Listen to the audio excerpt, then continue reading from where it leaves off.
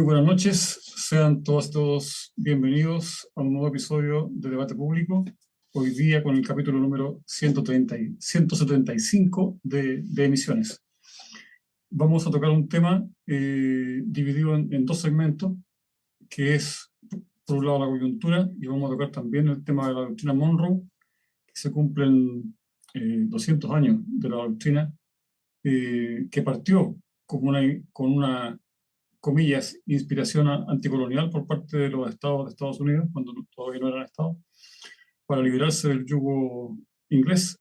Y luego de eso sacaron una especie como de manifiesto indicando que ese procedimiento que ellos habían hecho, ¿cierto?, en su liberación, debía ser replicado a las demás colonias que habían acá en Latinoamérica, y que tenían que ingerir para poder llegar a la libertad de esos pueblos. Finalmente fue una propaganda para hacer intervencionismo en esos países, para subyugarlos y para tenerlos bajo el control territorial y económico como hemos estado estos 200 años. Recordemos que nuestra Latinoamérica fue descubierta, también entre comillas, por los españoles, que fueron nuestros primeros conquistadores. Y el sentido común nos decía que una vez liberados los pueblos de Latinoamérica, deberíamos converger en un solo país gigantesco, pero al amparo de Inglaterra, ¿cierto?, que estuvo moviendo los hilos por debajo, provocó estas divisiones internas dentro de los procesos de liberación, y finalmente tenemos un montón de países desperdigados con un mismo idioma, pero con la misma matriz lingüística. Por consiguiente, a Estados Unidos se le hizo fácil ingerir en estos países y tenerlos bajo su comillas también amparo y su control. Prueba de ello es que hoy día acá en Chile estamos discutiendo un texto constitucional que no toca el modelo económico impuesto por Estados Unidos con un golpe militar en el 73. Es decir, a 200 años de esa doctrina Monroe, seguimos viviendo bajo esa doctrina, que impera evidentemente también en toda Latinoamérica. Pero para ello, en más profundidad, tenemos un invitado de lujo, un amigo de la casa, Juan Carlos Gómez Leighton. ¿Cómo está, Juan Carlos? Buenas noches. Buenas noches, Jaime. ¿Qué tal? Gracias por la invitación para conversar de un tema tan trascendente como son los 200 años de la doctrina Monroe. Gracias, Juan Carlos. También está Marlene Núñez. ¿Cómo está, Marlene? Buenas noches. Hola, Jaime, muy buenas noches. Muy buenas noches, Juan Carlos. Muy bienvenido al programa nuevamente para hablar de este tema que es muy interesante y está cumpliendo los 200 años, como decía Jaime, o decías tú. Y muy bienvenida también la presencia en línea. Un saludo a Nelson Campos, que debe estar en alguna parte con muy poco señal de internet. Así que un abrazo, compañeros. Nos vemos el siguiente día lunes. Juan Carlos, ¿cuáles son tus sentimientos ya a partir de estos 200 años de doctrina Monroe, constatando todo lo que ha pasado en Latinoamérica luego de los golpes de Estado incitados por Estados Unidos, las intervenciones, las invasiones, los golpes de Estado promovidos por ellos mismos? ¿Cómo te sientes al ser parte de un país, ¿cierto?, que vive bajo esa doctrina? Bueno, sí, esta es la tercera oportunidad que tengo dentro de estas semanas de participar en un programa destinado a poner en conocimiento público y tal vez generar algún tipo de debate, como también algún tipo de comprensión de lo que significa la presencia imperial de Estados Unidos sobre nuestra América, como decía Martí, ¿no? José Martí acuñó el concepto de nuestra América justamente cuando él vivía dentro de las entrañas del monstruo, como él lo calificaba a Estados Unidos durante su estadía en Nueva York. Y él escribió varias cosas ahí durante ese momento. Pero Martí, justamente el pensamiento de José Martí, que siempre se elaboró desde una postura antiimperialista, anticolonialista, da cuenta de lo que era el imperialismo norteamericano cuando recién se forjaba, cuando recién amanecía dentro de la historia del capitalismo mundial durante el siglo XIX, ¿no?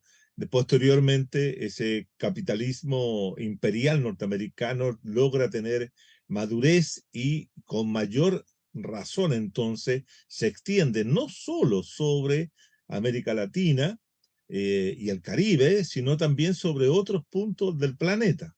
Es decir, cuando James Monroe establece lo que se denomina la doctrina Monroe, en la cual se resume, como muchos dicen, ¿cierto?, en una frase, América para los americanos. Y cuando dice América para los americanos, no se está pensando en el continente, digamos, en el país estadounidense, sino se está pensando en el continente americano, en toda América Latina, como una forma de establecer una doctrina de carácter geopolítica, en la cual los norteamericanos que comenzaban, como digo, a forjar su imperio, ¿cierto?, tenían que tener defensas de la intromisión de otros imperialismos, de otros imperios coloniales, de otras potencias europeas que buscaban también tener presencia en América Latina luego del proceso de emancipación colonial vivido entre 1808 y 1830. América Latina y el Caribe, ¿cierto?, se convierten en un conjunto de países y naciones nuevos, nuevos estados, nuevas naciones que tratan de ser independientes y tener soberanía propia y que estaban también a merced de cualquier intromisión europea después de desprenderse del imperio colonial español. Pero eso no significaba que tenían los recursos, tenían las capacidades, tenían la fortaleza, esas naciones emergentes, de defenderse de aquellos sectores. Entonces, Estados Unidos desarrolla una geopolítica en la cual en 1823 plantea de que ellos, Estados Unidos, esta potencia emergente, van a hacerse responsable de cuidar, de proteger a todos los países y nuevas naciones latinoamericanas de cualquier intromisión externa, es decir, europea principalmente, y especialmente, si ustedes quieren, de Inglaterra, que era, o Gran Bretaña, que era la gran potencia imperial en ese momento, ¿no? El mundo, la división internacional del trabajo, como se decía en algunos tiempos, ¿cierto?, estaba dominada por el imperio británico fundamentalmente, que tenía cierta posición en la India, en África, en Asia, como también en algunos lugares de América Latina. Entonces, Estados Unidos crea esta doctrina, pero que en el fondo también estaba generando las condiciones de tener un espacio de libre disposición para sus necesidades y recursos que requería para el impulso del desarrollo capitalista interno del propio Estados Unidos, ¿no? De ahí entonces que Estados Unidos tempranamente comienza a participar de manera productiva y de explotación de los recursos naturales de América Latina. En primer lugar, fundamentalmente toda la zona de Centroamérica, que eran sectores más débiles y más cercanos también a Estados Unidos, todo lo que hace de ocupar y de obtener territorio del espacio mexicano. Su gran pasión, la gran pasión de Norteamérica siempre fue poder tener la posesión de Cuba, porque Cuba está en un lugar estratégicamente establecido geográficamente, en lo que le permitiría controlar todo el mar Caribe y los distintos pasos, ¿cierto?, y rutas comerciales. De manera que siempre fue un deseo permanente de Estados Unidos de tener el control sobre la isla caribeña, ¿no? Y eso lo logró en alguna medida cuando apoyó la independencia cubana de fines del siglo XIX y a través de la enmienda PLA estuvo presente y él controló al gobierno y a la soberanía política cubana durante largo tiempo, hasta la Revolución Cubana. Lo cual habla también, la Revolución Cubana habla de lo que eran también las posiciones antagónicas que se van a desarrollar al interior de América Latina contra el imperialismo estadounidense. Lo mismo es la figura de Sandino, de Augusto Sandino en Nicaragua, hacia las décadas de los 30, y así sucesivamente podríamos nombrar una serie de resistencias sobre la situación. La doctrina Monroe es una doctrina que se va renovando, que se va haciendo en cada década, en cada momento histórico que vive Estados Unidos. La doctrina Monroe se mantiene como principio fundamental, pero las formas de intervención, la forma de control, la forma de aparecer dentro de la escena de los países latinoamericanos y estadounidenses son diversas, no son iguales, ha tenido etapas. De manera entonces que de intervencionismo directo, como fue cierto sobre Centroamérica, especialmente los países más débiles como Nicaragua, Guatemala, El Salvador, Honduras, donde ahí Estados Unidos mandaba a sus marines que ocupaban esos países y instalaban dictadores tradicionales, por llamarlo de alguna forma. En otros lugares, ¿cierto? Tenía métodos mucho más sofisticados, más elaborados, porque habían diplomacia o estados más fuertes que impedían aquello que podía hacerse en Centroamérica, ¿no? Y eso ocurría en países como del Cono Sur especialmente, donde la intervención norteamericana siempre estaba mediada por acuerdos comerciales, políticos, tratados militares, etcétera, que permitía la presencia de Estados Unidos en América Latina, especialmente durante el siglo XX. Pero cuando no se le daban las cosas como Estados Unidos quería, simplemente intervenía militarmente para poder establecer gobiernos que le fueran favorables a su interés. Y eso ha sido permanente hasta el día de hoy, lo sigue siendo.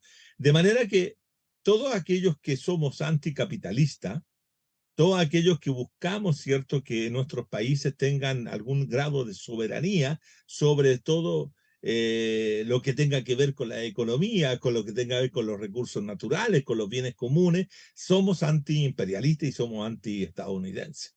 Y hay que decirlo claramente, somos anti-estadounidenses porque no solamente somos, por lo menos desde mi punto de vista, no solamente somos anti-departamento de Estado o gobierno, sino que también somos anti-estadounidenses en cuanto a la expresión y fomento de una forma cultural propia de los estadounidenses, que es la colonización de América por la cultura estadounidense, que no solamente se refiere a temas políticos, sino que también económicos, culturales, no tanto religiosos, pero sí, en algún sentido también religiosos u otros. Es decir, estamos invadidos, así es el concepto que podríamos usar, invadidos por la cultura norteamericana. Hasta mediados de los años 30, por decirlo así, desde 1830 a 1930, la cultura estuvo centrada en Europa. La cultura latinoamericana estuvo centrada en Europa y mirábamos, los latinoamericanos, las élites latinoamericanas miraban con mucho agrado la cultura europea y especialmente la francesa y la alemana u otra. Pero a partir de los 30, 40 y posteriormente, diría yo, de la Segunda Guerra Mundial, hay un cambio, hay un giro cultural, y ese giro cultural se mueve desde Europa, ¿cierto?, hacia Estados Unidos, hacia la presencia cultural norteamericana. América Latina está colonizada desde esa época por la cultura estadounidense, que se expresa a través de, por ejemplo, la ciencia política, por decirlo así, que es una cosa que me toca muy directamente. El cine, Hollywood, ¿cierto?, juega un proceso fundamental en la conformación y constitución de una cierta visión de mundo de los latinoamericanos que viven y miran el mundo a través de los lentes que les proporciona Estados Unidos. Entonces Estados Unidos no es la televisión. La televisión es un logro norteamericano que en América Latina tiene una presencia enorme. Las series, todo aquello va formando una cultura. y cada vez somos más americanizados. Es decir, vamos adquiriendo, vamos adoptando, vamos tomando formas culturales y norteamericanas y las vamos incorporando a nuestro ser permanente. En ese sentido juega un papel fundamental lo que es la década de los 60 y 70, por ejemplo, en el caso de lo que es la transmisión de las reformas institucionales y políticas para contener el comunismo. Nos hacemos parte, América Latina se hace parte de la Guerra Fría, la confrontación entre Estados Unidos, el mundo capitalista, y la Unión de Repúblicas Socialistas Soviéticas, el mundo socialista, enfrentado después del 45, América Latina y sus gobiernos y sus pueblos muchas veces se asumen como parte del mundo libre, como se conocía, el mundo capitalista, ¿no? Y nos hacemos parte de la Guerra Fría. Y nos hacemos parte porque nos volvemos también los latinoamericanos en muchos aspectos anticomunistas, antisocialistas. Renegamos de la posibilidad de establecer el socialismo en América Latina. Es decir, no es que Estados Unidos solamente se imponga, sino también adquiere cierto reconocimiento y adhesión por parte de la ciudadanía y gran parte de las élites de lo que son las formas norteamericanas políticas, sociales y económicas, ¿no? Y ahí es donde se impulsa, por ejemplo, a la década del 60, lo que es la Alianza para el Progreso. La Alianza para el Progreso era una política destinada del Departamento de Estado, especialmente de los asuntos americanos, ¿cierto? Diseñada por la administración de John Francis Kennedy, del 61 al 63, para apoyar procesos de cambio, procesos de modificación de estructuras dentro de América Latina, con la intención de frenar, de contener cualquier intento de revolución socialista como la que se había producido en Cuba en 1959, 62 posteriormente.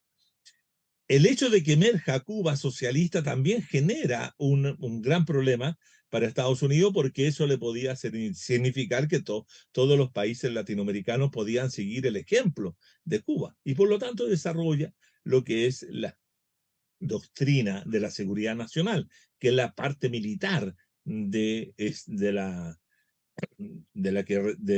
la Alianza para el Progreso, por decirlo de alguna forma. Pero ya a partir del 45, en el caso chileno, por ejemplo, también en el caso paraguayo o en el caso brasileño, etcétera, la posición de Estados Unidos era muy clara: evitar que los comunistas o el Partido Comunista pudieran llegar a ser gobierno en América Latina. Y así lo impidió, ¿cierto?, contra los comunistas brasileños, desarrollando y apoyando al ejército brasileño en una contención de todo el movimiento comunista brasileño, persiguiendo a sus líderes, etcétera. Así lo hace también con Stroessner en Paraguay, donde se establece la dictadura de más larga duración en términos de anticomunismo, que es la de Stroessner, que termina en 1991. Empezó por allá, por el año 55. Y luego, ¿cierto?, está la expulsión del sistema político partidista en Chile del Partido Comunista Chileno, que hay que señalar que el Partido Comunista Chileno era el tercer partido más grande de Occidente, después del italiano y del francés. Entonces, era un partido poderoso que ya le llamaba la atención al Departamento de Estado y a distintos personeros de ese gobierno norteamericano, el poderío que tenía el Partido Comunista, y no solamente el Partido Comunista, sino también el Partido Socialista, que podían generar una situación totalmente inédita en las regiones que podían llegar, como llegaron justamente al poder a través de las urnas. Hay datos que anuncian que ya en los años 50, incluso cuando estaba Allende en el 52, 58, como candidato a la presidencia, había temor de esa situación, y por esa razón el Partido Comunista tiene que salir del gobierno de González Videla, que González Videla traiciona y los manda a la clandestinidad o los pone en la ilegalidad y establece un campo de concentración en Pisagua. Todo eso mandatado obligadamente el gobierno chileno por el imperio. Luego, ¿cierto?, cuando gana Allende, ya sabemos lo que ocurre. La administración Nixon y Kissinger, que acaba de fallecer, pero tengamos presente de que Kissinger, el canciller Henry Kissinger, que acaba de fallecer a los 100 años, representa más o menos, lo que yo he podido calcular, menos un cuarto de tiempo de la doctrina Monroe. Es decir, aproximadamente 50 años de vigencia de los planteamientos de Henry Kissinger, no solamente sobre América Latina, sino sobre el mundo entero, se ordenan, se configuran, se elaboran a partir de lo que es la doctrina Monroe y el destino manifiesto. Kissinger era una expresión de esa política que se había formulado en 1823. Kissinger ordena el mundo a partir de un eje central donde el poder, el punto modal de ese poder era Estados Unidos. Y ordena todo el mundo.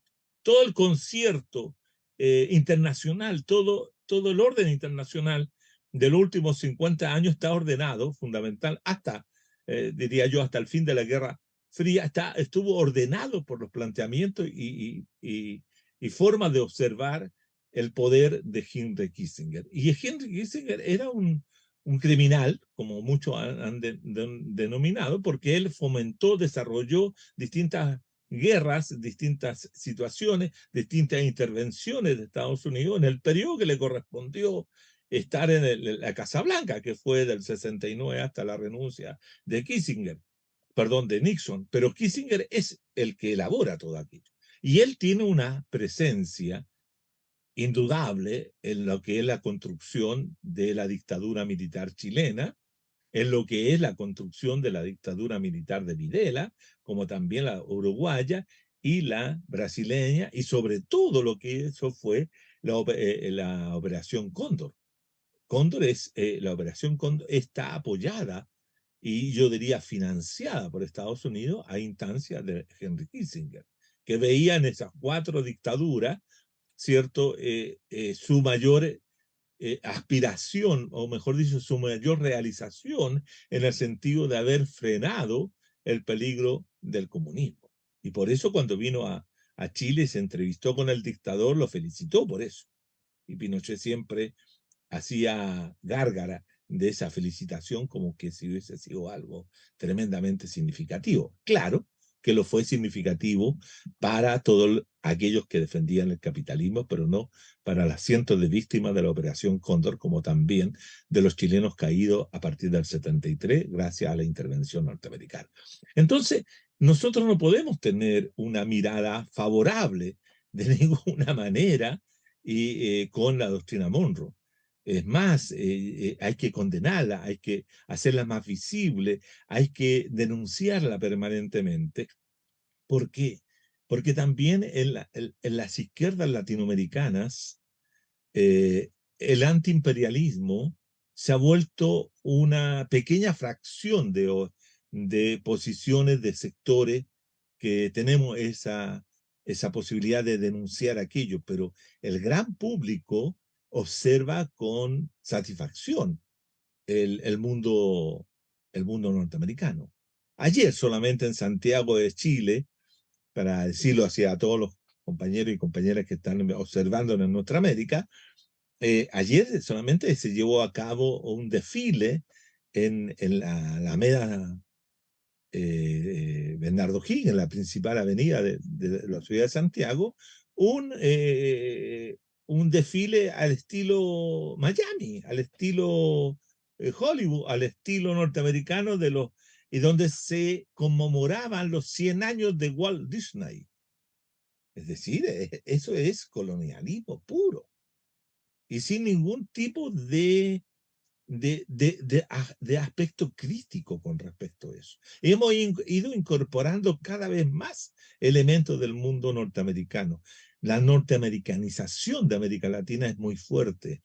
Claro, no tenemos un Ariel Dorfman como en los años 70 que no escribió ese famoso libro para leer al Pato Donald, en la cual, cierto, denunciaba cómo se adoctrinaba a través de esa lectura del Mickey Mouse, del Tribilín y de los monos de Walt Disney, se transmitía una visión colonial interesada en que todos nosotros sintiéramos que éramos parte, no de nuestra América, sino éramos parte de Estados Unidos. Entonces, en ese sentido, la presencia de estos 200 años de la doctrina Monroe ha sido, de una u otra manera, muy negativa para América Latina.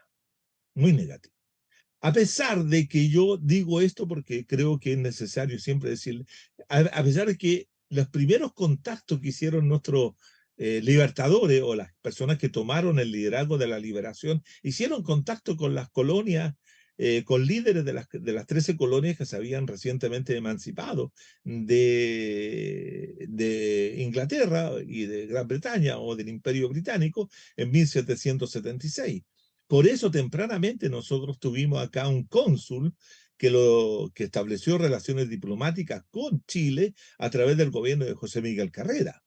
Y José Miguel Carrera no solamente estableció esa condición de relaciones diplomáticas con Estados Unidos, o con las 13 colonias, sino que también gracias a ese contacto se pudo tener en Chile, una imprenta, y donde se publicó este diario La Aurora de Chile, que dirigía el fray Camilo Enrique, donde se planteaba las ideas libertarias, emancipadoras, e incluso se bebía de lo que era la declaración de independencia de los Estados Unidos, que ha tenido un rol y un papel enorme en la conformación y elaboración de los textos constitucionales en América Latina.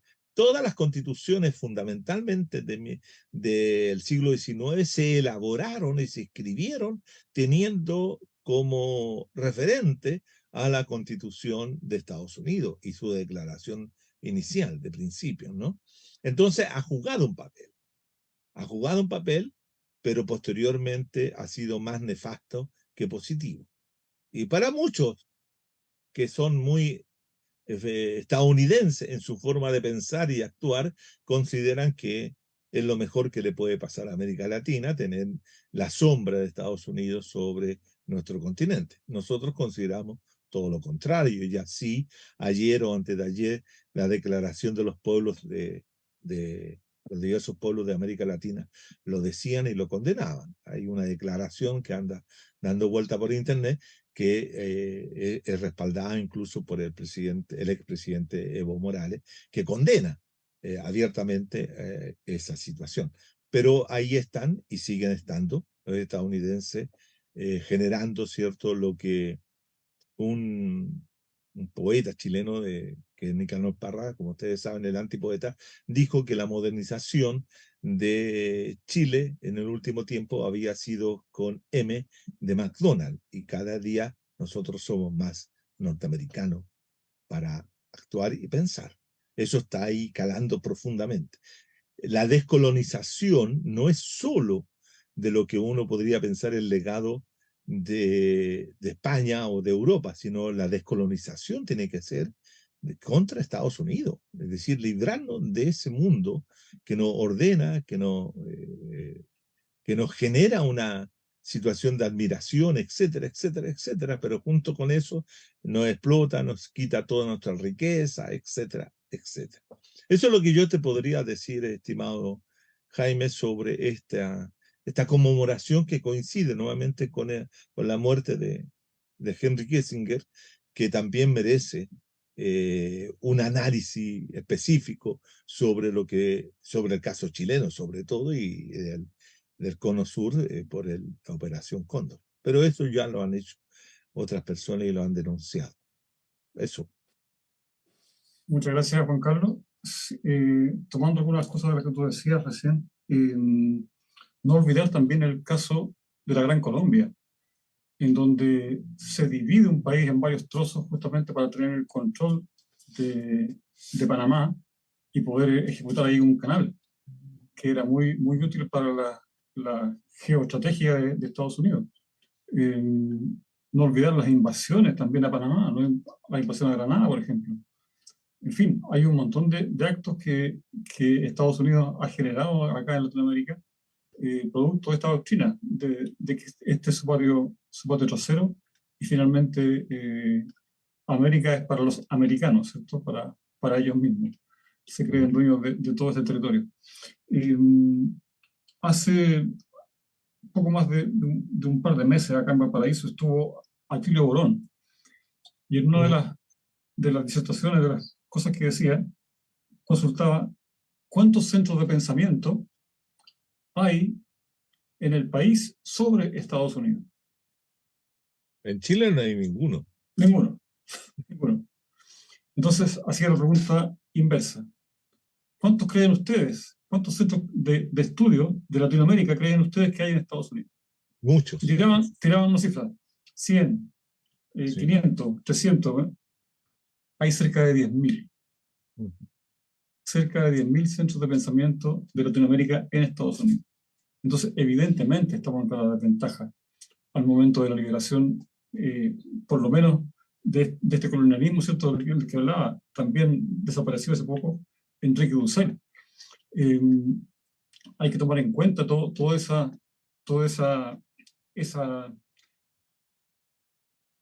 fuerza colonial que viene con la cultura, porque finalmente no ha sido con el garrote el 100% de las veces, sino que más bien ha sido con la cultura. Y como tú lo decías bien, Juan Carlos, el tema del cine también es una forma de propaganda cultural muy bien adoptada acá, y evidentemente el capitalismo, como lo decía Marx, es grandioso generando revoluciones. El tema justamente de la revolución de la prensa, de los medios, en fin, que permite, ¿cierto?, que tú enciendas tu computador y puedas ver un montón de películas gringas. Eso realmente es el poder de la cultura estadounidense. Tienen todo ese poder y por eso han sido imperios. Y por último, rescatar, cuando se decía el caso de Allende, también recordar el tema de la República Socialista en 1982, cuando un grupo de gente saca de la presidencia a un personaje e instaura una república socialista, y el mandato viene de Estados Unidos. Así, básicamente, es decir, si ustedes no pagan esto, nosotros nos vamos con unos barcos para allá y hacemos posesión del país. Entonces, es parecido a lo de Allende, pero sin que hubiera corrido sangre. Entonces, visto todos estos antecedentes históricos, tanto en Latinoamérica como acá en Chile, no podemos decir, evidentemente, que este país es un país independiente, valga la redundancia. No, por eso mismo, perdón, por eso mismo Luis Vitale, el gran historiador marxista argentino-chileno, decía que éramos una semicolonia inglesa en el siglo XIX y una semicolonia norteamericana en el siglo XX. Claro, así es. Y seguimos siendo finalmente colonia, porque ese es el fenómeno ahí que está subyacente. Voy a darle paso a Marlene para ver si tiene algunas consultas para ti o alguna pregunta del público. Marlene, por favor, adelante. Sí, mira, acá en YouTube hay un comentario de Julio Candia Soto. Dice: saludos, queridos compañeros, y gracias por invitar a Juan Carlos Gómez desde Jujuy, norte de Argentina, esperando lo que se nos viene después del 10 de diciembre. La lucha continúa. Saludos también para él, ¿no? Gracias, Julio, siempre atento a todo esto.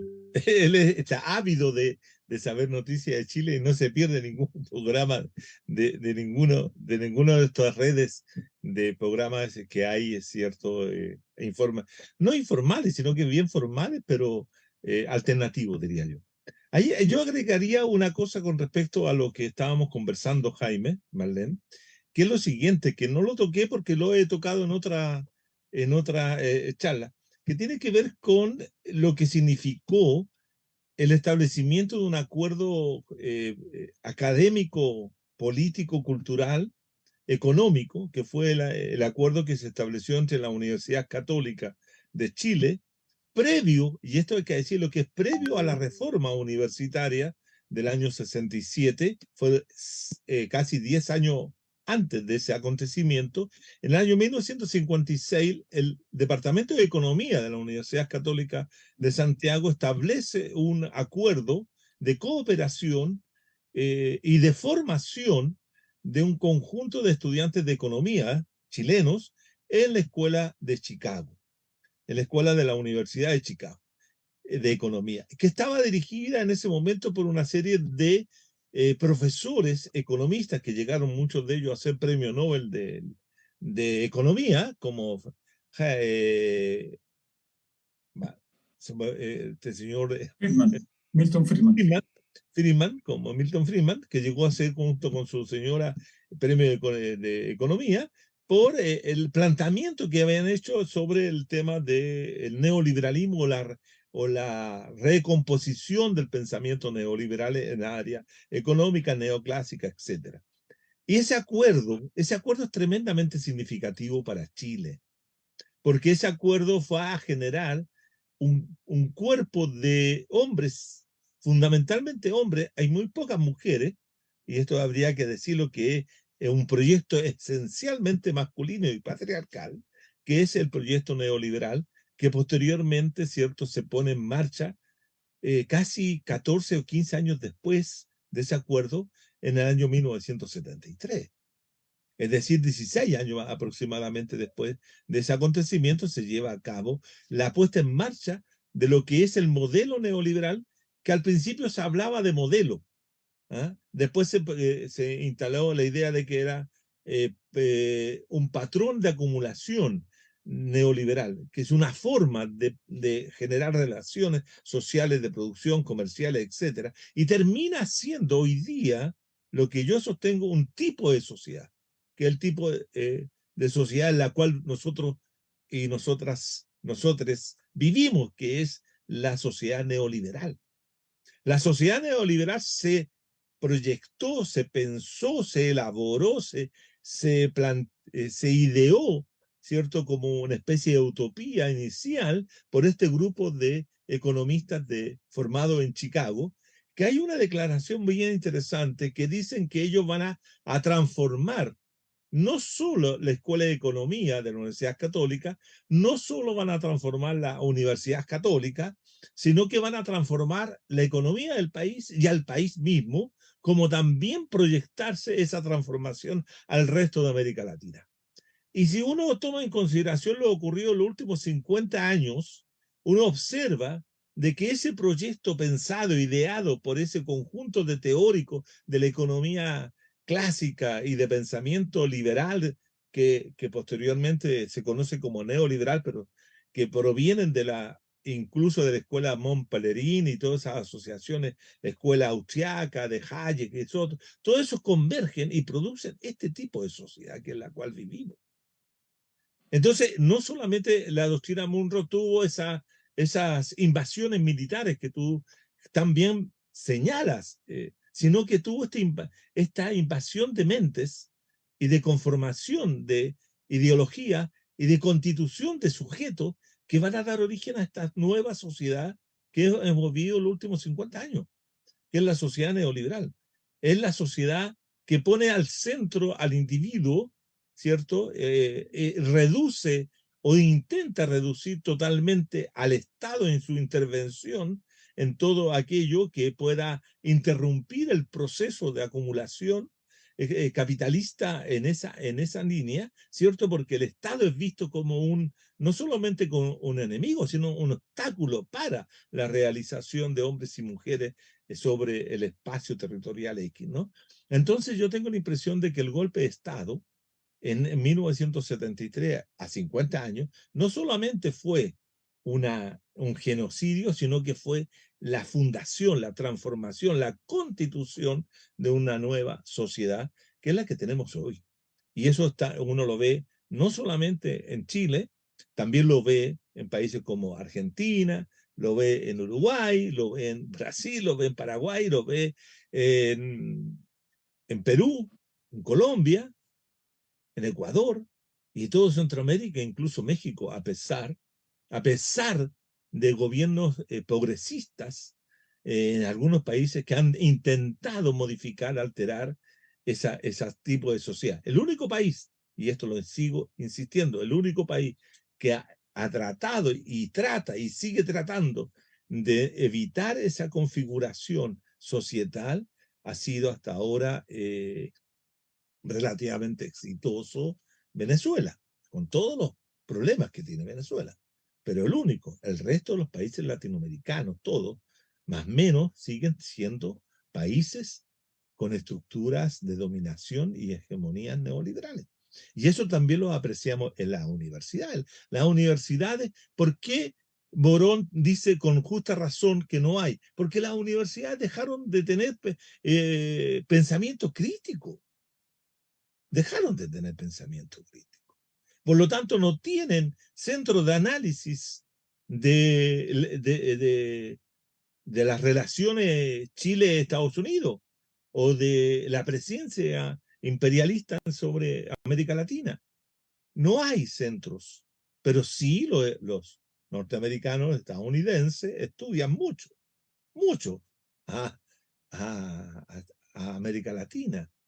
Hay, pero también habría que decir, de esos 10.000 centros, hay centros que son tremendamente progresistas y hay otros centros que son profundamente conservadores y reaccionarios. Es decir, hay interés por estudiar América Latina y el Caribe, pero en perspectivas también muy conservadoras, muy para producir mayor dominación y hegemonía que producir liberación o emancipación. Los centros que plantean algún elemento crítico con respecto a América Latina podrían ser los que están ubicados en aquellas áreas del pensamiento decolonial, etcétera, pero es un pensamiento decolonial que se produce dentro del imperio. ¿Ah?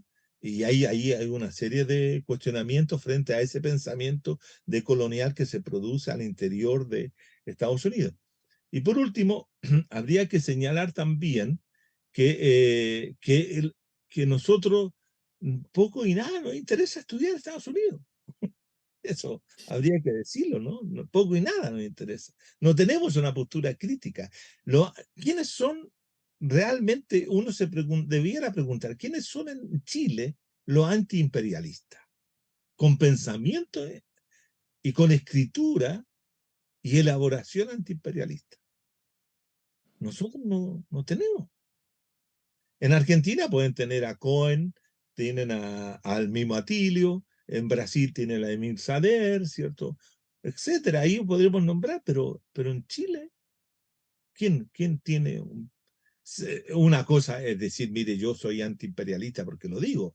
Nicola, tal vez ahí en Valparaíso, pero así como que esté elaborando pensamiento y no sea solamente una situación coyuntural a la cual uno se refiere al tema, pero no hay, no tenemos, en Chile no tenemos pensadores de fuste.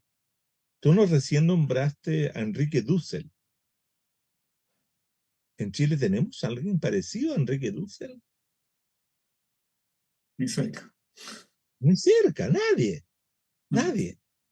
Imagínate que yo te nombraba recién el tema, el pensador que puso el tema del impacto de Hollywood sobre la cultura latinoamericana es un profesor tremendamente conservador, integrista, neocatólico, diría yo, que es Pedro Morandé.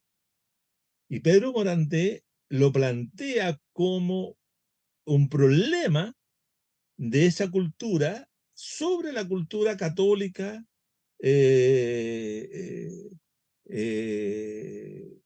española, hispánica, etc. Es decir, como que viene a subvertir un sustrato cultural que teníamos los latinoamericanos por la llegada de esa cultura. Lo ve como algo, no como positivo, sino lo ve como negativo culturalmente. Entonces, el único, en un libro que se llama La modernización, y cultura en América Latina, un libro del año 1984. Después de 1984, no ha habido otro texto que cuestione los procesos de modernización en América Latina y en Chile en particular, como el de Pedro Morandé. si bien es cierto, existe todo el planteo de la raíz, pero nunca logran el lineamiento de cuestionar el caso de la cultura norteamericana. Carecemos de eso. ¿Por qué? Carecemos de eso porque no lo cultivamos, no lo trabajamos, no lo pensamos. Está ahí y lo damos por hecho. Y nos recordamos de esto en situaciones como esta. Sí, justamente. Como tú decías también recién, el hecho de que se haya implementado el ladrillo, porque finalmente eso fue cierto el producto de los Chicago Boys, eso te habla de que estos centros de estudio no están pensando en 2 y 3 años a futuro, están pensando en 15, en 20 años. Evidentemente, esos acuerdos, ¿cierto?, de la Universidad Católica con la Universidad de Chicago tenían un fin, y el fin era aplicar ese conocimiento dentro del gobierno. Y para aplicar ese conocimiento dentro del gobierno deben tener los lazos para que esos pensadores lleguen a esos centros de poder en el Estado. Es decir, está todo fríamente calculado para que en un periodo de tiempo, ¿cierto?, esos personajes gobernaran Chile. Y se dio el tema del golpe de Estado. Yo no sé si habrá estado programado desde mucho antes, pero eh, me parece que hay La que... Patricia Verdugo, perdón, la Patricia Verdugo, que escribió un libro sobre la interferencia de la CIA en los asuntos chilenos, plantea que ya en el año 57, 58, Estados Unidos ya estaba planificando una intervención militar en el caso de que ganara la izquierda en Chile, tan temprano como eso. Entonces, ahora es interesante lo que tú dices por algo, Jaime, que tiene que ver con el descuido que tenemos nosotros, la gente de izquierda, o las gentes de izquierdas, de discutir con supuestamente enemigos o adversarios, de clase, ideológicos, políticos, etc. Porque fíjate que la Escuela de Economía, que hace ese convenio, lo hace el 56. Y en el año 66, 67, 67 específicamente, estalla dentro de la Universidad Católica la reforma universitaria dirigida por Miguel Ángel Solar y toda esa playa de jóvenes de esa generación. Pero cuando se nombran a los rectores, se nombra al rector Castillo Velasco y se nombran a los directores de la escuela que no se toca, que no se interviene, que no se altera, que no se modifica, fue la Escuela de Economía. Es decir, sin calibrar el peso estratégico o del peso de ese pensamiento que ahí se estaba desarrollando. La Escuela de Economía de la Universidad Católica de Chile no fue tocada. Fíjense que un dato para decir, que el gobierno de AMLO, de Andrés Manuel López Obrador, allá en México, ha tomado la decisión de dejar de financiar a un centro donde se formó la gran parte de la élite de pensamiento neoliberal en México, que era el Centro de Investigación y Desarrollo Económico, CIDE, que tenía justamente esa misión, la misión de formar los neoliberales, que llegaron, obviamente, la del CIDE, llegaron casi la mayoría de los economistas y personajes de esa naturaleza al gobierno de Vicente Fox en el año 1900, en el año 2000, cuando se derrota al PRI por primera vez. Y ahí se inicia, ¿cierto?, un reforzamiento de lo que es el sistema neoliberal. Pero si nosotros no tenemos esa visión, estamos perdidos. La lucha ideológica se da en todos los planos. Y en ese momento que estaban haciendo las transformaciones radicales de la universidad, que era la reforma, no se toca la Escuela de Economía. Craso error, porque 6 años después, esa escuela, como bien dices tú, entregaba a Merino, el integrante de la Junta de Gobierno, el ladrillo, que era el documento que va a potenciar después la instalación de las políticas neoliberales de Schoch en el año 75 y después todo lo demás. Así que tienes toda la razón. Gracias, Juan Carlos. Voy a seguir con Marlene porque delante quedó pendiente la pregunta de ella o la gente que estaba en el público. Marlene, por favor, ahora sí. Sí, bueno, antes de mi pregunta, voy a leer un par de comentarios más que hay. América Libre, de todo un poco, dice saludos desde la comuna de Renca. Tenemos a Juan Carlos, un intelectual orgánico. Es broma, dice, es un intelectual de aula. Juan Mastro Antonio dice, el laboratorio neoliberal chileno incorpora las enormes finanzas aportadas por los trabajadores a la empresa privada, banca, bolsa, etc. Plata fresca y gratuita. Sí, más que pregunta, sí es pregunta. ¿Cómo ves tú que ha sido posible? No solo esto, los 200 años de la doctrina Monroe nos indica que al menos desde el siglo XIX Estados Unidos es lo que es para nosotros. Y esto está actual porque tienen que ver hasta con los procesos políticos de este momento, los que vamos a votar incluso ahora, ¿no? Entonces, ¿por qué hemos pasado por varios lados? Que la cultura, que las películas, que la música, ¿ya? O sea, en realidad todo. Admiramos la cultura y por admirar la cultura dejamos hacer. Es muy raro. Yo creo que acá hay toda una confabulación. Es decir, todo lo que tú has estado describiendo, ¿por qué no se le hace frente? ¿Por qué la academia, por ejemplo, se dejó subyugar también? ¿Por qué esta cultura acomodaticia, ¿no? De acomodarse primero al poder oligárquico nacional que está en concubinancia, o sea que está ese poder oligárquico que tenemos no solo en Chile, sino que en toda Latinoamérica, los países son el eje para la explotación que tiene el imperio de nosotros. En este momento el norteamericano todavía, pero estamos entrando también a ser influidos por China, ¿no? Entonces vamos como que nosotros hemos ido de imperio en imperio ya. ¿Y por qué crees tú que no hay fuerza en la comunidad, en la clase trabajadora, digamos, si es que nos vamos a dividir así, para hacer frente a esto? ¿Por qué tanto ocultar? ¿Por qué cuando se habla acá de que el imperio norteamericano, y es como si estuvieras hablando cosas sin sentido? Porque eso es el ambiente político y el ambiente cultural acá es así. O sea, ¿por qué esa negación? Porque también es una negación de la influencia tremenda y que no es solo otra cosa, es que lo mantiene separados en Latinoamérica. Entonces, no solo la doctrina, no solo es para meternos su cultura y su dominio, sino que su dominio también a través de que nosotros no nos unamos. Porque si Latinoamérica se uniera con todos los recursos que tiene, podría ser un competidor, ¿no? Económicamente hablando. Entonces, ¿qué nos puedes decir de todo eso? Mira, son varias las raíces culturales, esencialmente culturales, mentales, si tú quieres. Fernand Braudel, que es un historiador francés, tenía una frase con respecto a la cultura. Decía que la cultura y la mentalidad eran las estructuras que más lentamente cambiaban en el tiempo, ¿no? La estructura económica ser muy rápida, etcétera, pero el tiempo del cambio cultural, del cambio de mentalidades es muy, muy, muy lento y a veces casi inmóvil, decía Braudel.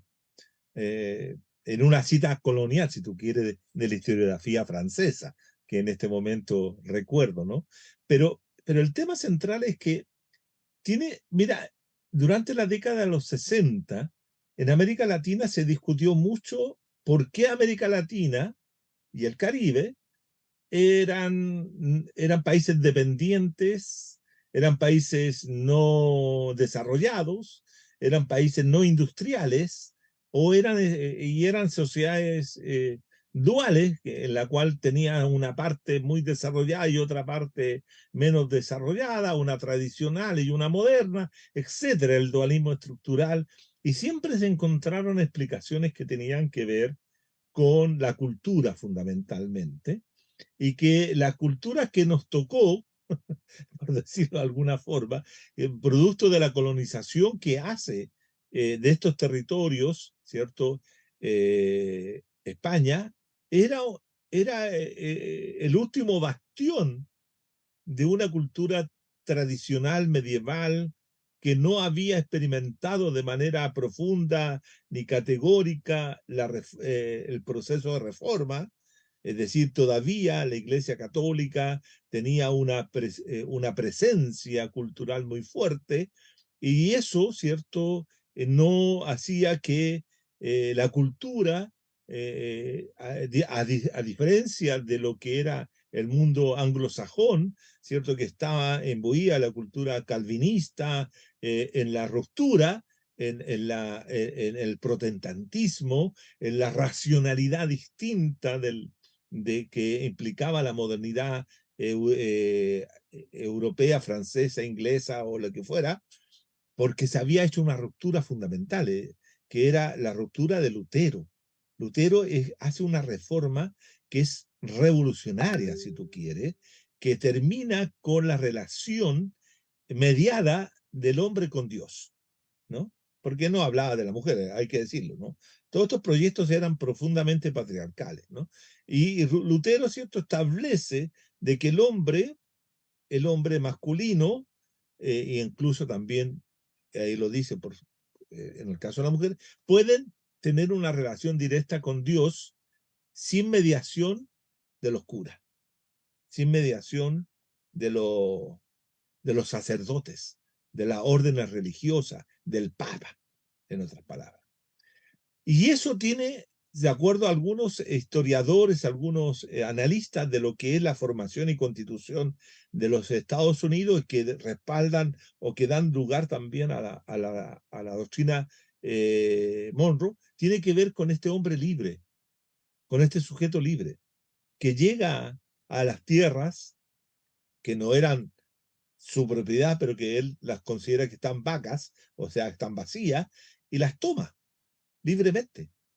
Y va haciendo una conquista desde el oeste, del este al oeste. Nosotros hemos aprendido de eso porque lo vemos en las películas de cowboy, el sujeto que anda armado. Fíjense, toda la cultura de las armas que tiene Estados Unidos viene de esa época, del sujeto que tenía dos bienes fundamentales: el caballo, que le servía para transportarse, y las armas que le permitían defenderse. Tú podías robar cualquier cosa, pero si le robabas el caballo, te colgaban, porque eso sí que era maldad, robarte el caballo, que era una cultura que se hacía a caballo, ¿no? Y por lo tanto se va a crear, fíjate tú que los hombres podían fundar su propia iglesia, porque ellos eran la palabra de Dios, ellos llevaban la palabra. Entonces eso creó una mentalidad totalmente distinta a la mentalidad de los españoles en América, que lo que hicieron fue, según todo, establecer grandes haciendas, establecer que los indios les trabajaran, que fueran sus sirvientes, y que después cuando la reina Isabel Católica dijo que los indios eran humanos y no podían ser esclavizados, se trajeron a toda la cantidad de negros de esclavizados de África y poblaron América Latina de afros para que pudieran, no los trajeron porque querían traer turistas, los trajeron para que trabajaran, ¿no? Entonces, nunca desarrollaron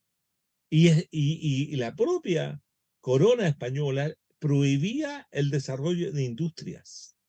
Hay una real cédula emanada creo que por Carlos III, que dice que los países, que los reinos, como se denominaban, ¿cierto?, las colonias, los reinos no podían instalar industria manufacturera o de producción.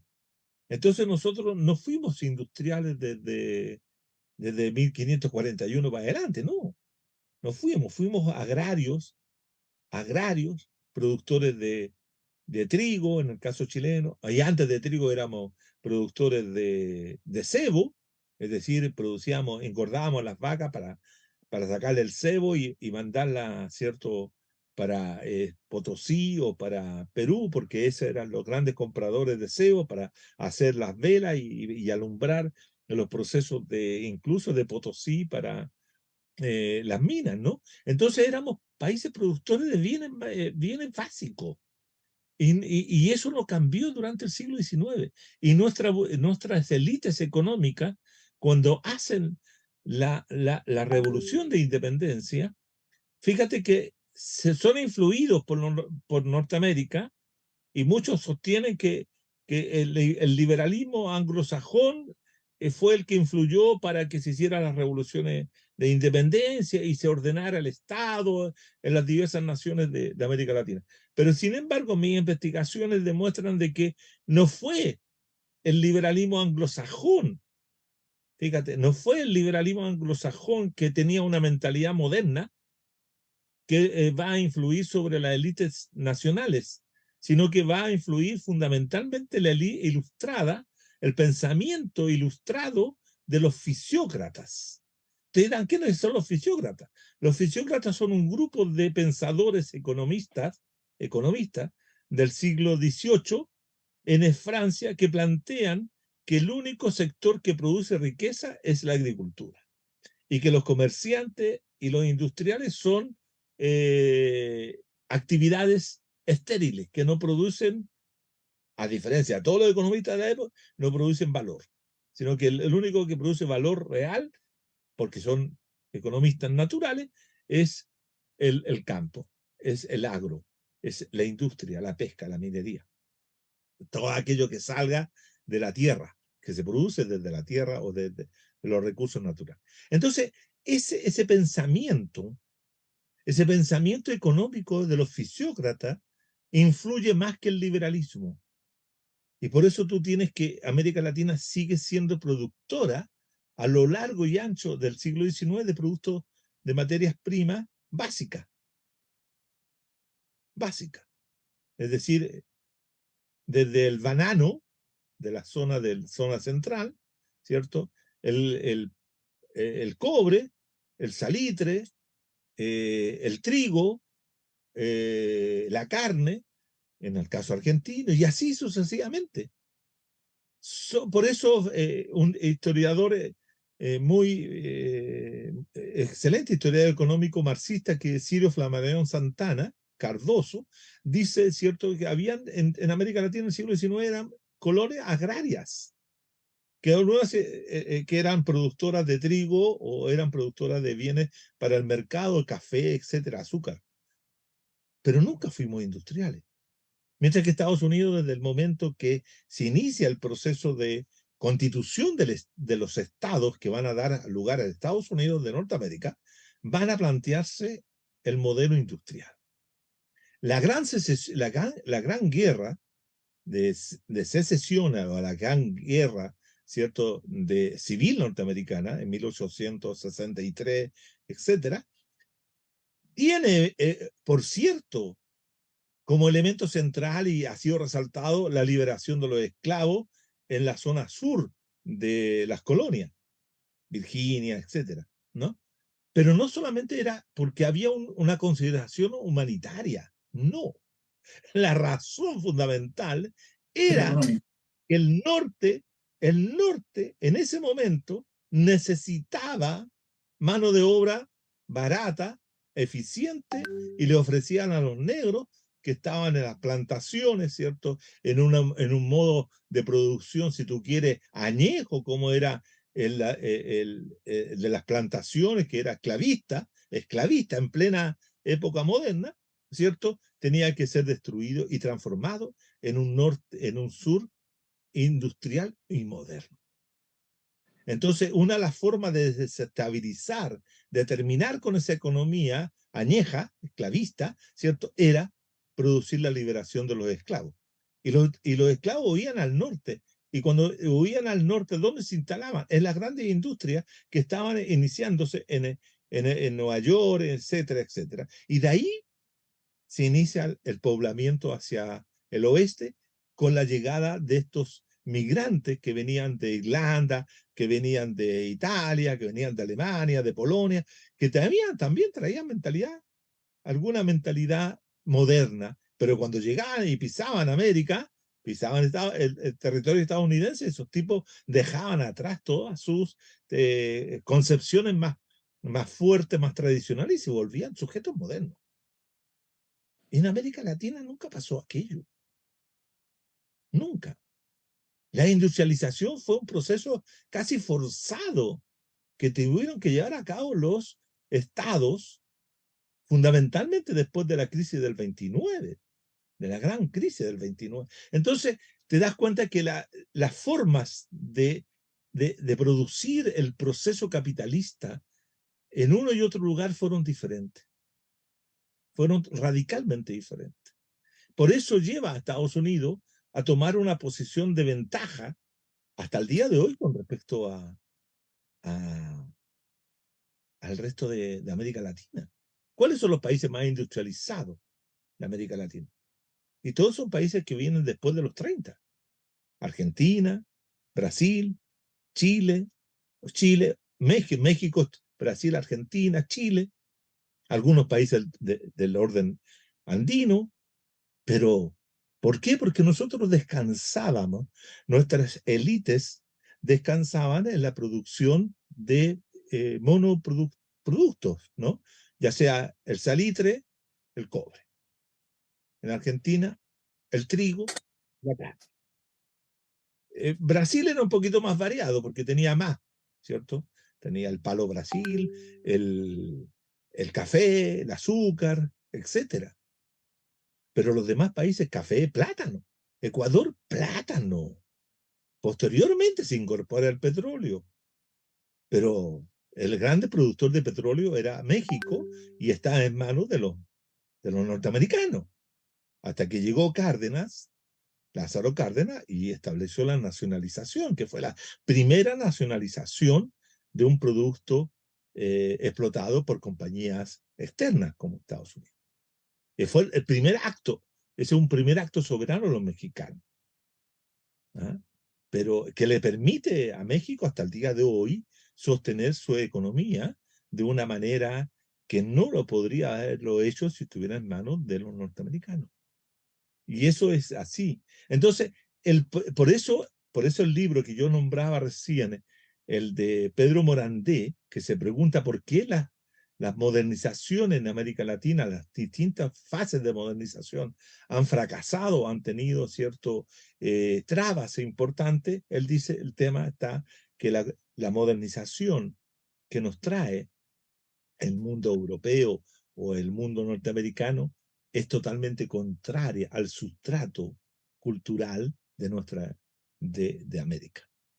Y lo mismo, y eso mismo, en otras palabras, lo que dice Morandé es que aquello que se denomina el barroco latinoamericano impide la modernización industrial, la modernización moderna de América Latina. El cambio de eje, el cambio de chip, si tú quieres, de los latinoamericanos. Y eso también lo sostiene otro pensador que está a las antípodas de Pedro Morandé, que es el caso del ecuatoriano Bolívar Echeverría. Que Bolívar Echeverría es un gran pensador mexicano-ecuatoriano, ya desgraciadamente para el pensamiento, fallecido muy tempranamente, en los años 90, 96, 97, por ahí murió, falleció Bolívar Echeverría, pero él también plantea que el problema de América Latina es la cultura barroca, y que está también dentro del pensamiento de Enrique Dussel, que también lo hemos nombrado acá en este programa. Enrique Dussel también planteaba de que habían elementos de la cultura latinoamericana, producto de toda esta mezcla venida de diferentes lugares, que crean una situación muy tensional, un aparato abigarrado de cultural, como diría René Zabaleta, que impide, ¿cierto?, una modernización. Porque ninguno de los proyectos de modernización que ya ha llevado a cabo América Latina y Chile en particular, ¿cierto?, ha sido salido desde su propia esfera, de su propia entraña, si usted quiere, sino que siempre ha salido de afuera. Por lo tanto, eso es lo que nos lleva a tener esta dualidad de querer. En el siglo XIX, ¿cierto?, queríamos y amábamos por decirlo así, generalmente a Europa y a los franceses. Pero también teníamos dentro de eso, de esa gente que amaba a Francia y amaba a Europa, líderes que reaccionaban negativamente contra ellos, especialmente en el caso de Chile, Francisco Bilbao. Era un formado, vivió y peleó, según dicen sus biógrafos, en las revoluciones del 44 y 48 en Francia, pero después se vuelve un antifrancés por lo que era la colonización, ¿ya? De estas tierras. Blegana también ha demostrado, ¿cierto?, todo lo que tiene que ver con los ciúticos, ¿cierto?, que venían de París y todas querían, y después eso giramos hacia los norteamericanos. Y hoy día toda la élite, ¿dónde va la élite? A pasear, a comprar, a maravillarse. A Miami. A Miami van todos.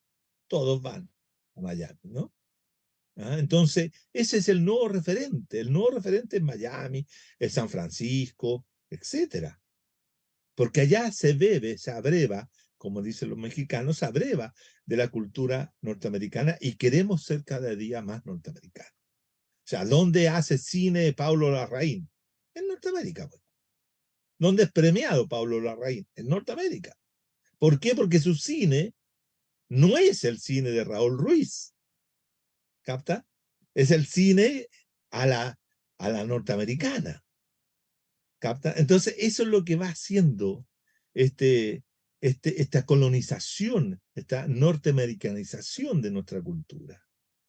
Y si no le ponemos freno a través de un proyecto emancipador total y completo, vamos a seguir siendo dependientes cultural, económica y políticamente de Estados Unidos. Fíjate que un dato, la transformación de la sociedad chilena en sociedad neoliberal la impulsaron fundamentalmente los Chicago Boys, ¿cierto? Eso ya está claro. Pero hay un hecho que no está debidamente estudiado y creo que deberá ser estudiado en las próximas generaciones, que el sistema político que tenemos y hemos tenido durante los últimos 30 años no solo responde al pensamiento de Jaime Guzmán, Errázuriz y toda su idea de democracia protegida, sino también responde a lo que fue la elaboración en los centros de pensamiento norteamericanos de la teoría de la transición a la democracia. La teoría de la transición a la democracia es una elaboración explícitamente norteamericana con como personas como Guillermo O'Donnell, que a pesar que era argentino, pero vivía en Estados Unidos, ¿cierto? Y otros que son los que elaboran esa teoría. Y esa teoría es aceptada, es recibida por los cientistas políticos y politólogos y sociólogos chilenos, tales como, por ejemplo, Norbert Lechner, el propio Manuel Antonio Carretón, Varas y otros, ¿cierto?, de esa misma escuela de Flaxo, de la escuela de Cieplan, de la democracia cristiana, también Carlos Uneo y otros tantos que asumen que la teoría de la democracia, de la teoría de la transición a la democracia, tiene que dar lugar a un régimen de democracia, comillas, protegida.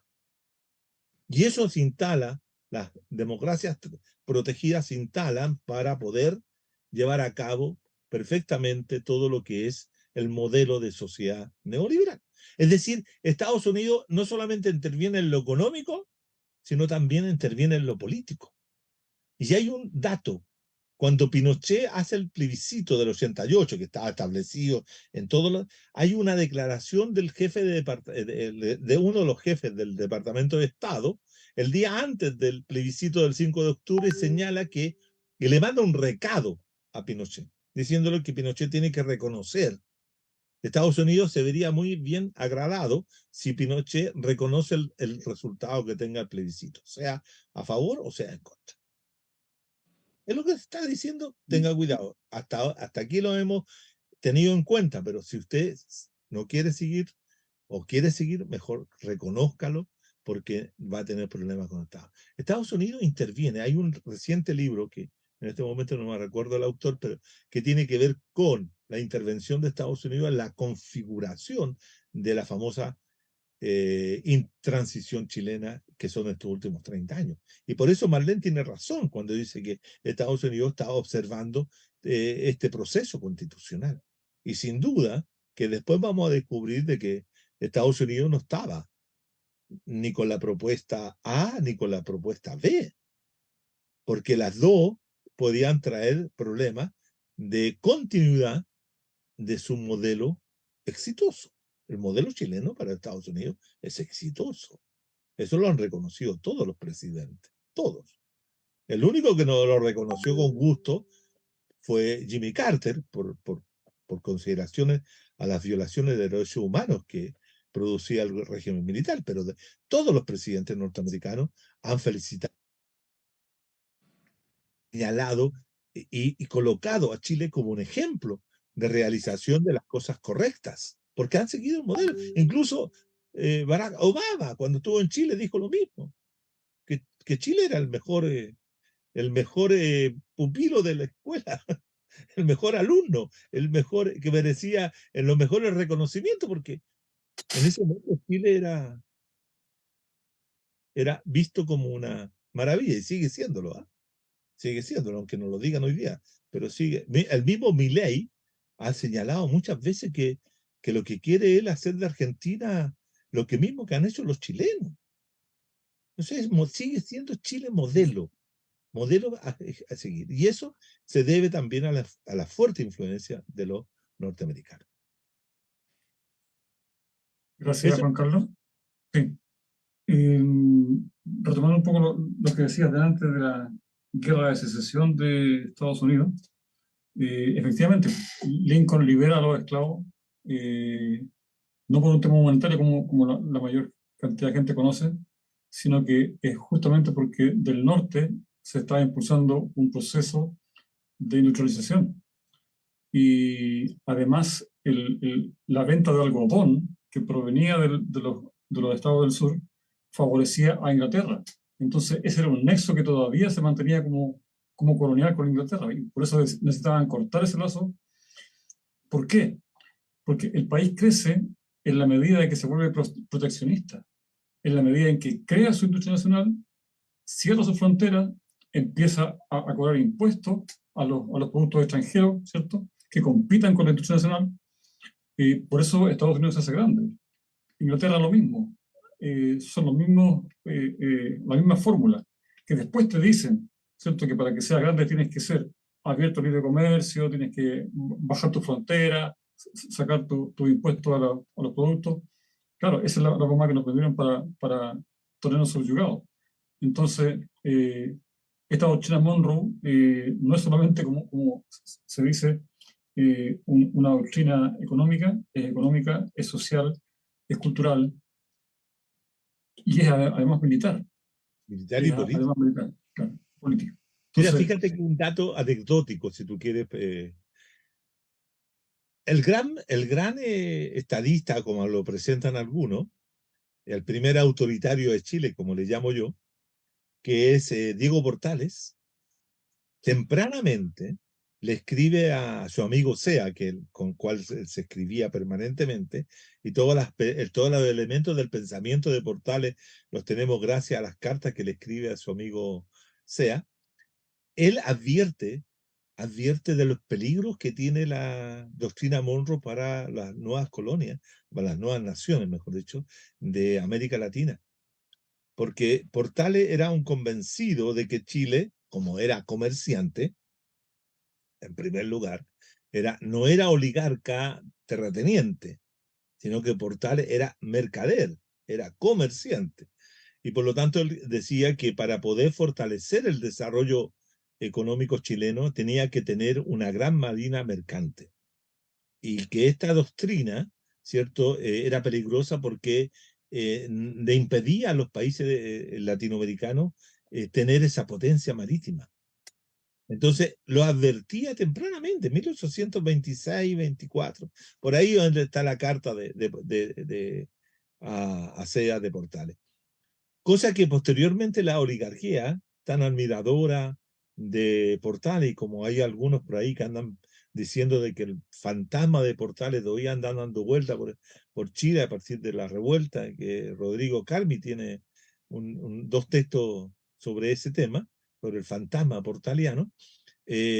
Bueno, pero la oligarquía chilena, la élite empresarial nunca ha seguido ese pensamiento de Portales.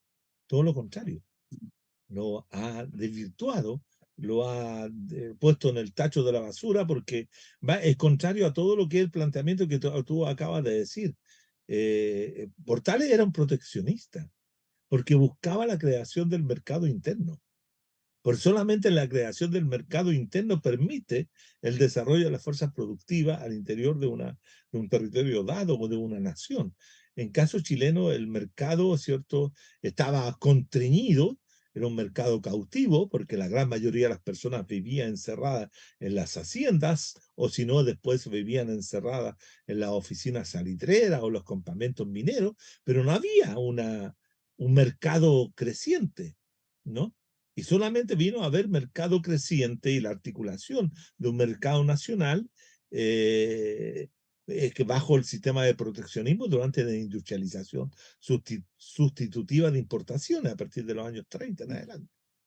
Pero después todo eso lo tiraron por el tacho de la basura porque no era necesario producir lo mismo que podíamos comprar en el mercado internacional.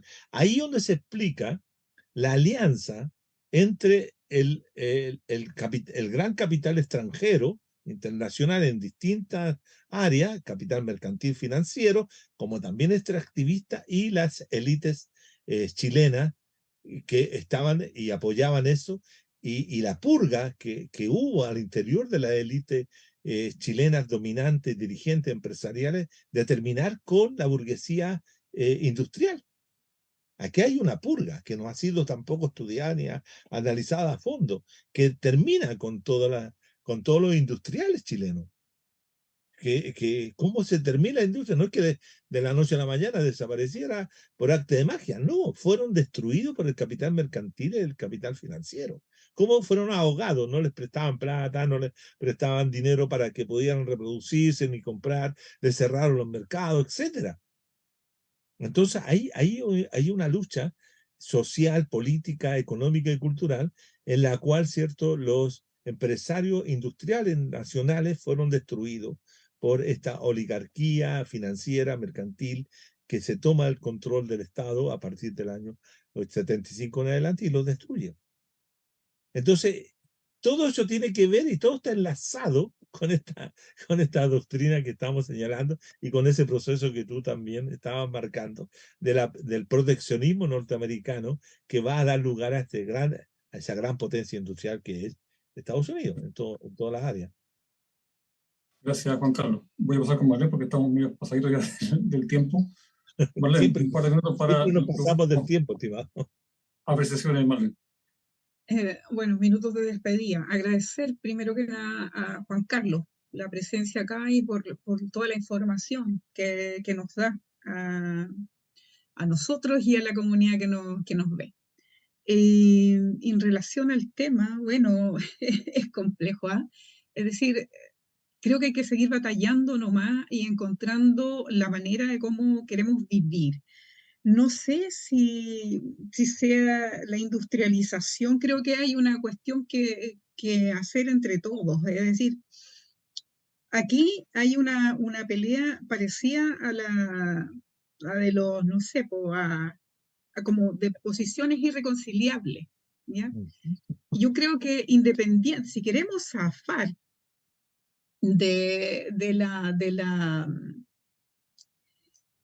los imperios o del poder económico transnacional, primero tenemos que poner en su lugar a la clase que nos domina a nosotros. Es decir, ahí yo creo que ese es el punto de partida. Tenemos la visión que al final es eso.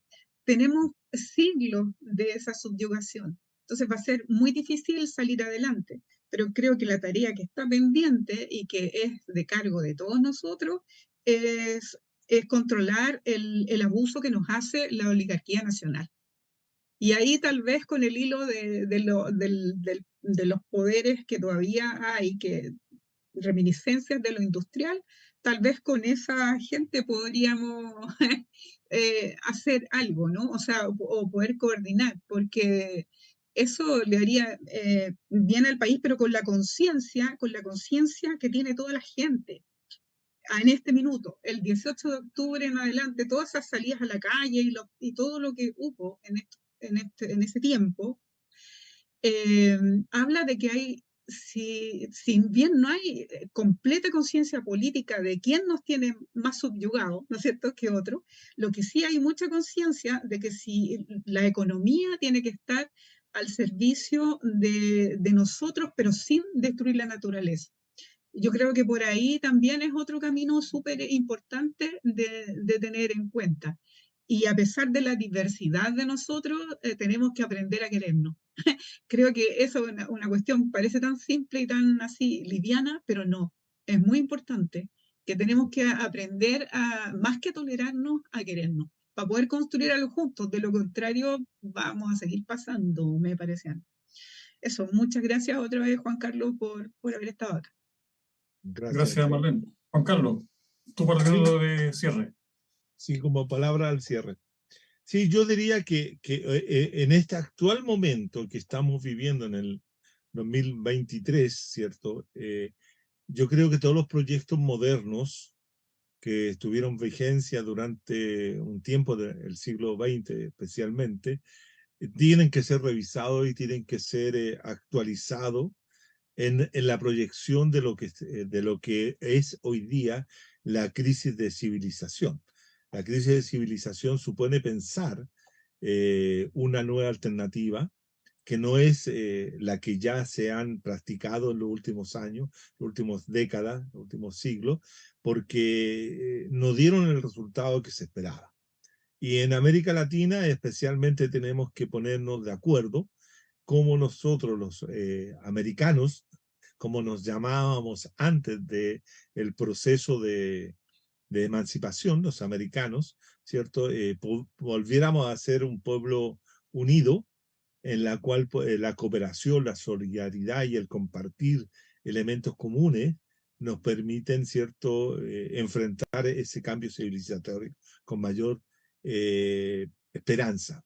Porque si no, vamos a ser arrastrados por los cambios de civilización y las guerras que están produciendo esos cambios, de una manera tal que no vamos a tomar el control de aquello, sino que vamos a ser más bien tirados por una guerra entre Estados Unidos y China, por ejemplo, o una guerra de esa naturaleza, ¿no? Ahí desaparecemos todos.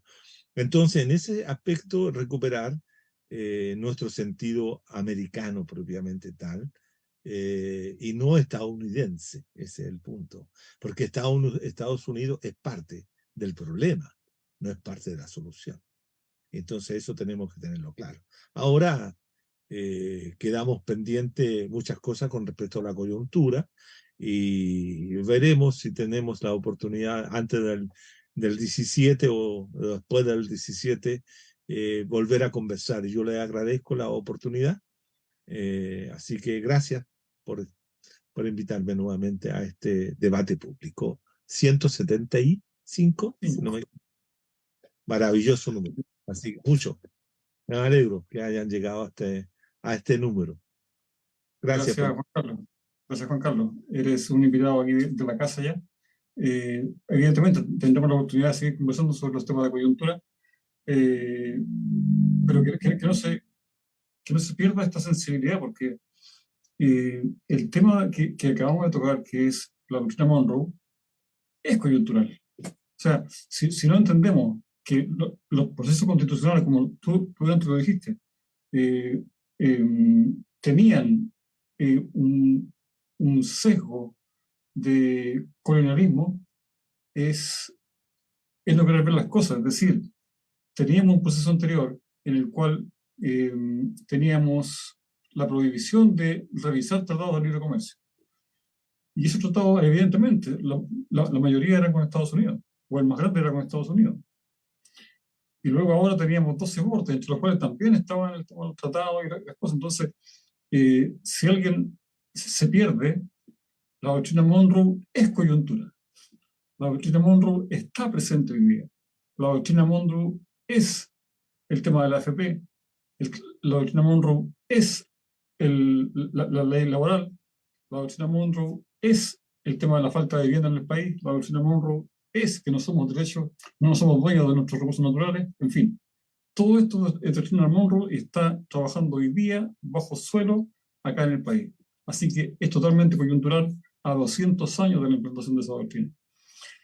Muchas gracias, Juan Carlos. Tendremos la oportunidad de conversar sobre la coyuntura más detalladamente en el futuro.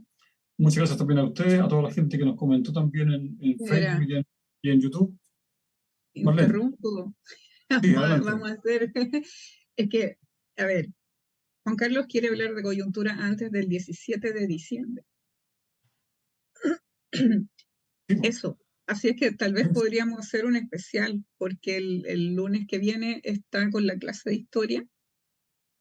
¿Te acuerdas? Entonces Sí, podríamos ser quizá, quizá después del lunes y antes del domingo. Podríamos hacer un evento especial, no hay problema, no hay problema. ¿Sí? A mí me gustaría mucho porque quedamos pendientes de alguna controversia que desatamos ahí a través del Facebook. De las redes sociales. Sí. O sea, hay que... Por eso, aparte de estar de acuerdo en todo lo que dijimos hoy día, porque era preciso hacerlo, porque yo creo que estos 3 programas que yo he participado sobre la doctrina Monroe, yo creo que le ha servido a mucha gente recordar que estamos bajo la sombra del águila imperial y que somos el resultado hoy día de ellos, de esa sombra, porque no es que Chile se haya vuelto independiente después del 75 después del 73, por dejar de hablar del imperialismo y porque la izquierda, mucha izquierda chilena han renunciado al problema del imperialismo. Entonces, la han sacado incluso de su léxico, ¿no? El Partido Socialista de Chile no habla de lucha antiimperialista, ni el Partido Comunista tampoco, ni el Frente Amplio menos. Si lo único que hablamos de antiimperialismo somos la izquierda no institucional y que tener la oportunidad de decirlo hoy día y hablarlo es bueno, por eso es importante, porque la gente que está en la lucha por la recuperación del cobre es una lucha antiimperialista, porque la mayoría de las empresas que están hoy día operando, aparte de Codelco, son empresas que vienen del imperialismo con intereses norteamericanos, canadienses, australianos, etcétera, pero son parte del mismo proceso, ¿no? Imperial que comanda Estados Unidos.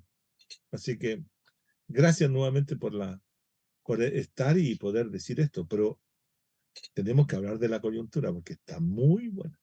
Muy bueno. Evidentemente. Sí, bueno, para ir cerrando, una vez más, gracias a Juan Carlos la presencia, también a ustedes, a quienes comentaron también por Facebook y por YouTube. Nos vemos el siguiente día lunes a las 21 horas. Nos vamos no sin antes decir que el debate público está en solidaridad con todos los presos políticos mapuches, con todos los presos políticos de la revuelta, con toda la gente que ha sufrido atropello de sus derechos humanos, con toda la gente que ha perdido la vista a causa de la represión de carabineros, PDI y Fuerzas Armadas, desgraciadamente también con todas esas víctimas que no soportaron y decidieron dejar este mundo por la falta de atención médica respecto de los problemas oculares, que llevan aproximadamente 5 o 6 personas que se han suicidado, y también con toda la gente que ha sufrido pérdida de parientes y familiares por el tema de la dictadura. Nos vemos el siguiente lunes a las 21 horas. Muchas gracias. Muy buenas noches. Que estén muy bien. Chao, chao. Chao, chao.